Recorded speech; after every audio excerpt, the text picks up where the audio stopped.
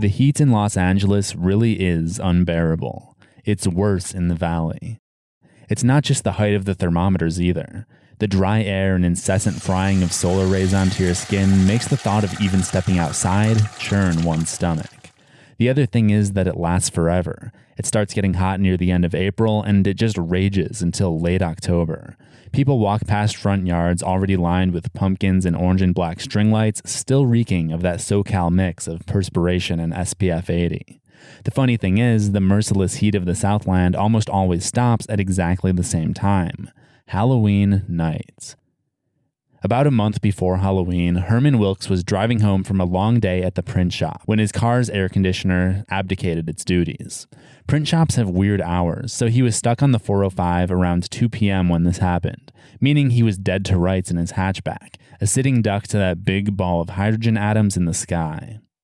Herman survived the ride and arrived home, albeit with lobster red forearms and a massive dehydration headache. When he entered the apartment, he went right to one of his 4 full-size top-entry freezers, opened that sucker up, and leaned his entire torso inside.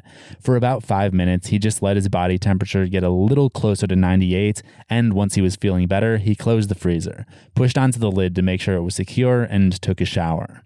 Following this, he hopped into bed, thumbed through a few pages of James Clear's Atomic Habits, and drifted off to sleep. Herman often slept clean through the night. It's been said in some circles that this is a trait common to sociopaths. See, there's a reason that Herman has 4 freezers in his cramped San Fernando Valley studio apartment. There's also an explanation as to why he opened that one in particular. The other 3 were full.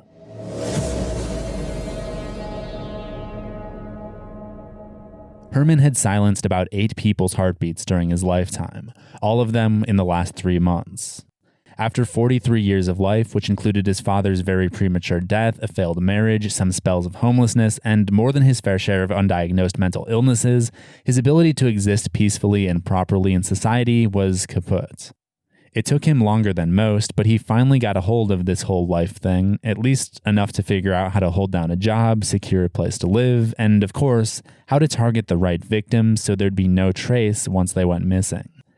Herman found that elderly widows who lived alone were the best fit.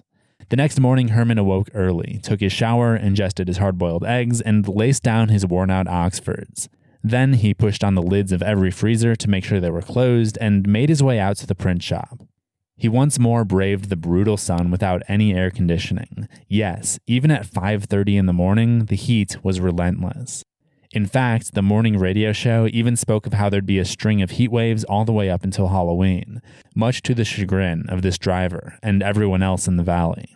The traffic was horrendous, per usual. Had he been a man with any form of practical empathy, Herman might have used this time to think about the frightful things he had done.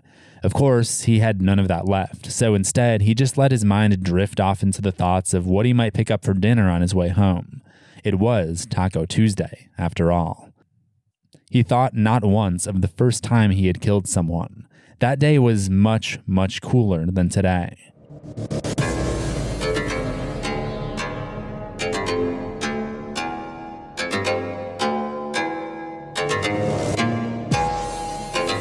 Three Aprils ago, Herman was driving up and down Wentworth Street in the Sunland area.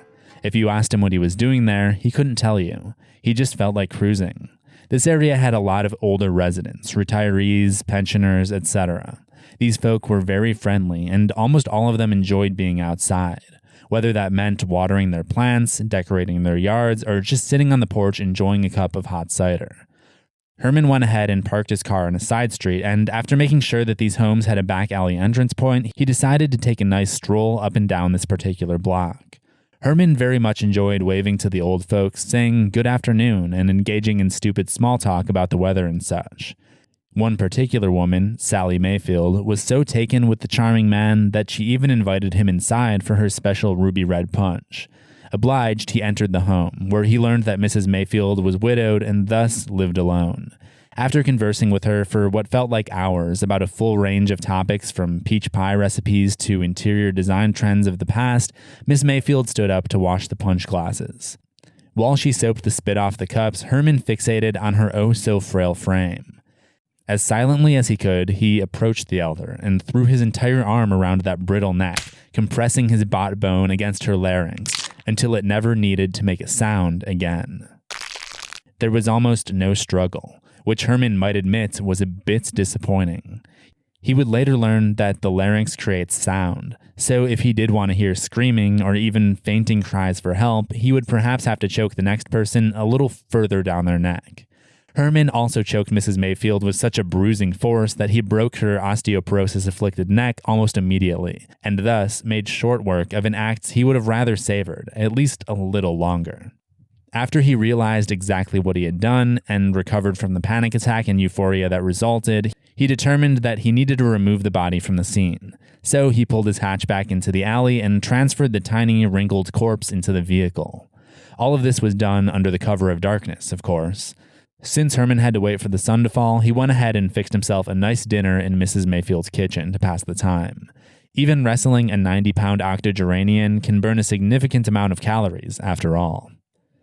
Herman took the body to his home and was faced with the impediment of having to drag a human-shaped mess of bedsheets into his apartment elevator and make it all the way up to his 8th floor pad. Fortunately, it was very late and no one was awake to disrupt this process. Once he made it to his apartment, he locked the door behind him because he was so exhausted, and he decided to just lie on the ground and catch up on an hour or two of missed sleep right then and there. Yes, right next to Miss Mayfield's decomposing body. He awoke in time to get ready for work, and after a quick Google search to make sure that no smell would begin in a decaying corpse until about 20 days or so, he bid adieu to his first victim and went ahead and put in his 8 hours. After his shift, he dropped by a local hardware store to pick up some supplies. Then, as Miss Mayfield's body continued to rot in his apartment, he went back to her house to bleach the DNA off the surfaces. Herman then came back to his place, laid out a few tarps, and began sawing the far too welcoming old lady into much more manageable pieces. This was rather difficult because the rigor mortis had yet to completely dissipate, but he got the job done. Once she was transformed into about 5 to 10 pieces of flesh, he vowed that the next time he would certainly do this step before he transferred the body up 8 floors. Yes, even before he had completed his first murder/storage, he knew there would be a next time. All that was left to do was to dispose of Mrs. Mayfield's pieces, which was another headache. He thought about burying them, in different spots of course, tossing them in rivers/oceans, or maybe just throwing them somewhere a pack of mountain lions or coyotes might come pick them clean. He wouldn't admit it, but he even thought about just eating her himself. However, he then thought about the process of preparing the meat, and having a hunter for a stepdad, he knew just how tedious that would be. That's when he had the brain blast.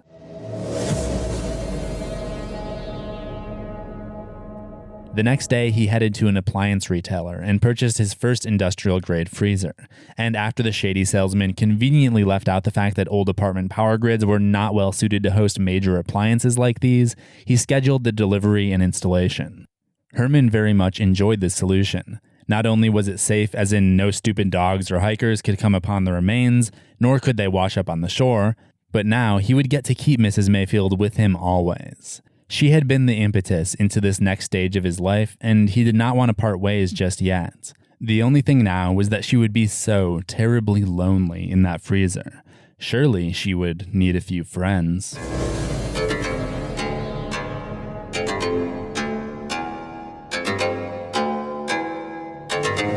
The heat wave didn't interrupt Herman's daily routine of eating his lunch outside by himself. He sat on the bench under the tree, utilizing all the shade he could get as his lower back sweat etched a stain into his white button-up shirts. One thing he always did during lunch was watch busy traffic on the street where his building was located. It was usually much less congested during lunchtime, but that only meant that the cars would speed by much faster than the posted limit. It should be clear by now that Herman never thought much about the consequences before taking action, and today would be no exception. He stood up and took his sandwich down the sidewalk to get a better look at the speedway that was Venice Boulevard. The feeling of wind rushing against his skin as a car throttled by was sublime, but when a large pickup or SUV did it, it was pure bliss. Then a big rig approached, and Herman could not help but get right up against where the pavement met the tarmac. The truck refused to slow down, and instead it just sounded its egregious horn as it passed the madman, filling his mind with the kind of ecstasy he could only experience when feeling a human's blood slowly stop pumping. He waited and waited for another 18-wheeler to show up, and it was taking so long he was afraid his lunch hour would run out. However, right when he was about to take his final bite of his egg salad sandwich, a massive semi appeared. This white monster had a vicious, square grille, and the operator had an apparent need for speed. Before he could fully comprehend the act, Herman swallowed the last bite and ever so gently hopped into its path, blasting himself all over the road and sidewalk in pieces so small that anyone who ever wanted to transport them into their apartment freezers would have no problem whatsoever.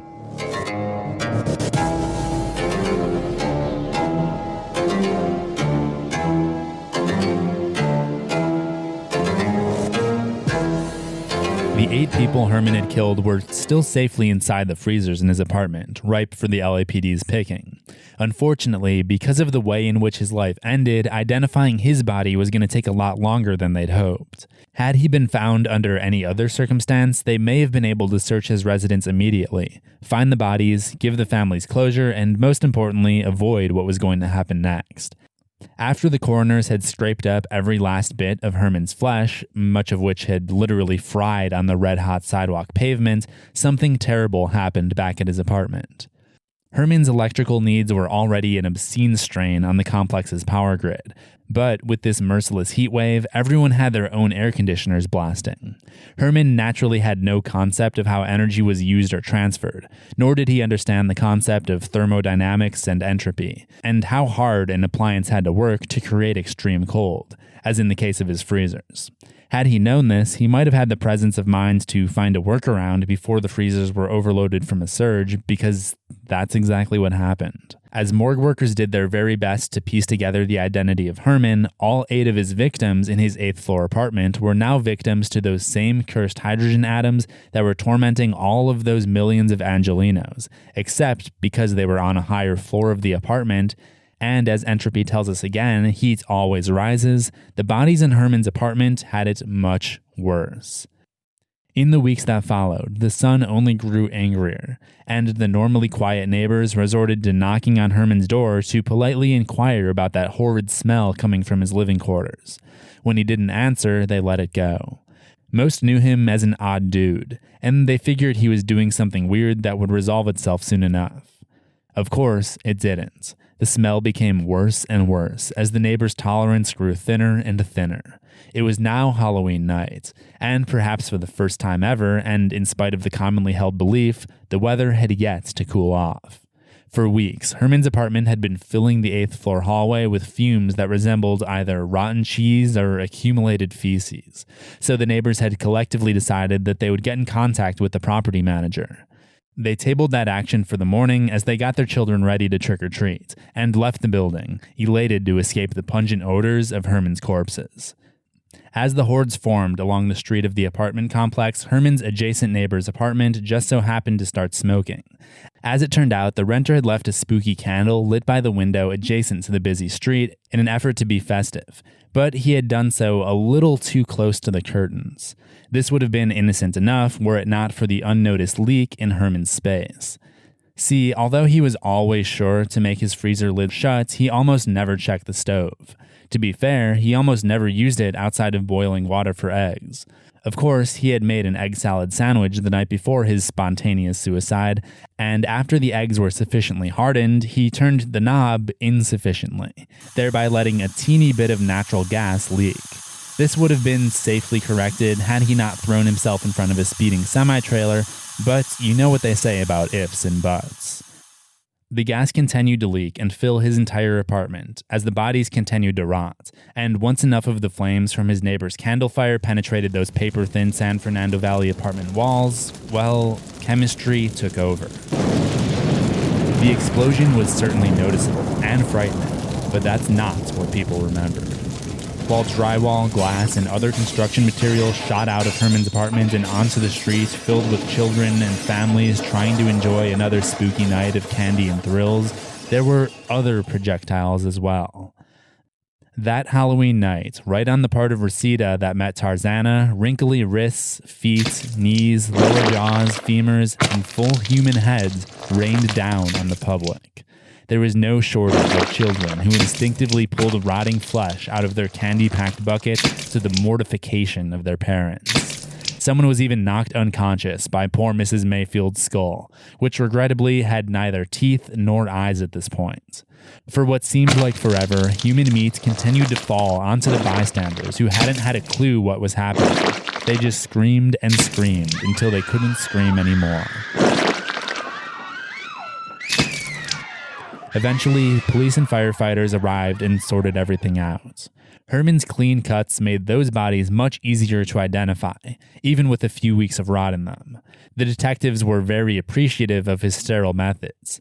They soon connected the dots and managed to put his identity to the body eviscerated by the big rig, and the entire case was able to be closed and filed away. Almost no one remembers Herman or what he did. There's no excitement in a serial killer when no one gets to actually see him and draw their hasty conclusions on the sociopath. And as sad as it may sound, the lonely victims didn't have many to mourn them. However, it can safely be said that anyone who was around the valley during that time will forever tell the story of the South Reseda meat shower.